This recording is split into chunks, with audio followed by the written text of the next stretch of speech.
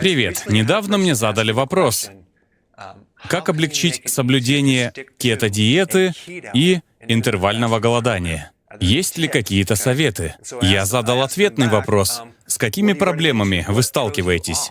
Что вам мешает? И теперь я рассмотрю каждый барьер один за другим. Но если у вас трудности, задайте себе главный вопрос. Что вызывает трудности у меня? Определите проблему. Для каждой проблемы есть решение. Я расскажу о самых распространенных. Думаю, главное — результат. Вы уже пробовали многие программы, которые не сработали. И вот еще одна. И вы думаете, что, вероятно, и это не сработает. Но я хочу представить вам новый принцип. И принцип этот заключается в следующем. Здоровье ради похудения, а не похудение ради здоровья. Сосредоточьтесь на том, чтобы стать здоровым. Забудьте о весе. Вот увидите, с восстановлением здоровья вес будет уходить. Очень действенный принцип. Сосредоточитесь на весе, заведомо обречете себя на провал. Ведь похудение — это побочный эффект оздоровления, особенно здоровое похудение. Что вам мешает? Хлеб? Есть много альтернативных рецептов хлеба, который можно есть. Это не проблема. Голод? Голод на кето исчезнет сам по себе. Инсулин снизится, и вы будете сжигать собственный жир. Голод исчезнет. Это займет около 3-7 дней. Но после этого больше никакого голода, никакой тяги к еде. И это здорово облегчит соблюдение диеты. График питания. Возможно, вы едите в определенное время вместе с семьей, и теперь это неудобно, и все такое. Что ж, при интервальном голодании вы едите реже, но вы можете выбрать любое удобное для себя время. Временных рамок нет. На самом деле это очень легко. График будет очень простой, ведь вы не едите 6 раз в день. Вы едите реже. Так что с графиком будет проще. Лишение себя некоторых углеводов.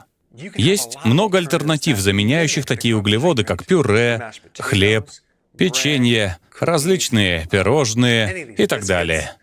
Заменителей так много, что вы не будете чувствовать себя обделенными. Я оставлю ссылку внизу. Я знаю, что вы чувствуете. Когда чего-то нельзя, этого хочется еще сильнее. К тому же, все будет происходить медленно, постепенно. Это не будет потрясением для организма. Вы не будете морить себя голодом. Так точно не будет. Допустим, вам надоело есть одно и то же снова и снова. Для этого и придумали книги рецептов. Их целая куча. В описании есть ссылка на электронные книги рецептов, которые предлагают множество блюд. Это дорого.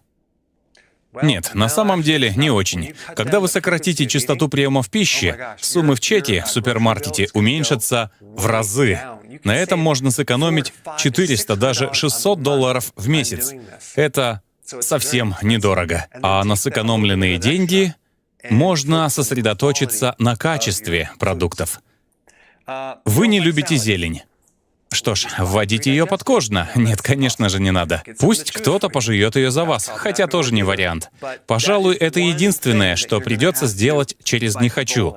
Просто смиритесь с этим. Но на первых порах можете делать кейл-шейк или начните с небольших порций. Думаю, вы втянетесь и сами захотите есть больше зелени. Многие не любят зелень, но, начиная ее употреблять, чувствуют себя намного лучше. В принципе, съедобно. Это небольшой барьер, который нужно преодолеть. Но вам придется есть больше овощей и зелени. Побочные эффекты — кетогрипп, усталость, кетосыпь. Если есть понимание, как правильно действовать, вы изучили вопрос и знаете, что делать, побочных эффектов не будет. Поэтому я советую сначала почитать, получить нужные знания, а не просто делать абы как. Узнайте, как правильно, подготовьтесь, ведь гораздо разумнее и легче подготовить себя к успеху, а не обрекать на провал. Приведу пример. Когда начинаешь кето, теряешь много жидкости. Уходит много жидкости. Водного веса. 5 килограмм водного веса. А затем плато. А с жидкостью выходит много электролитов — калия, натрия. Но калия при этом теряется гораздо больше, чем натрия. И вы можете почувствовать обезвоживание, и вам посоветуют пить больше воды. И вот вы начинаете пить воду. Представьте, что случится с оставшимися электролитами. Их останется еще меньше. И теперь у нас не просто дефицит калия, а серьезный дефицит калия. И вот у вас судороги в ногах, синдром беспокойных ног, учащается пульс, вы не можете уснуть, сердце колотится. А все потому, что вы не изучили, что будет и как правильно поступать. Как я уже сказал, всего этого можно избежать, если потратить время на литературу и изучить вопрос. Много запретов.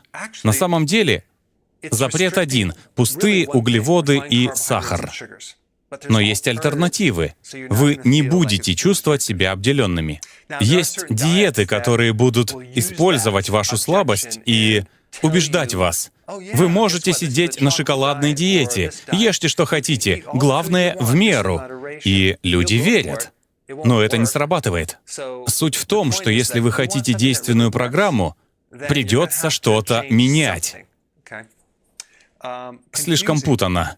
Опять же, вас сбивает с толку противоречивая информация.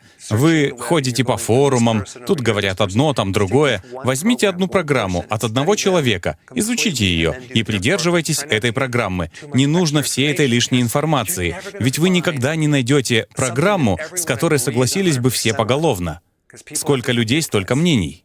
Итак, вот такое решение я советую. Не уверен, что сработает.